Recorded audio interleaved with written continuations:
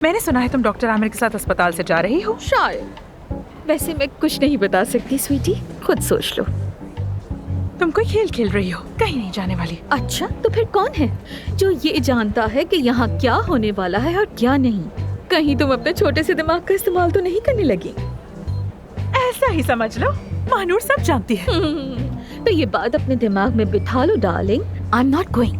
आमिर साहब यहाँ से कहीं नहीं जा रहे और उन्होंने अमेल का इलाज करने के लिए हाँ कर दी है। तो मैं भी तुम्हें बता दूं कि महानूर ये जानती है कि उनके साथ अफसूल भी होगी। देखते हैं। देख लो। अमील साहब को अंदर ला। मैं पहले ही उन्हें अंदर लेके जा चुकी हूँ, आपका इंतजार कर रहे हैं। उनसे उनकी उम्र की बात मत करना, बहुत ही मुश्किल पेशेंट है। उनके सामने बस नेचुरल रहना। उनका कोई नया काम आया है जिसके लिए वो यहाँ पर आई उनको हैं। कोई नई ऑफर हुई है और उस किरदार के लिए तैयारी करना चाहती हैं। लेकिन उनकी प्रायोरिटी थे डॉक्टर अली बजाकची। जब अली बकाक्षी ने उनको इनकार कर दिया तो वो बहुत नाराज हुई। फिर तो बहुत मजा आएगा।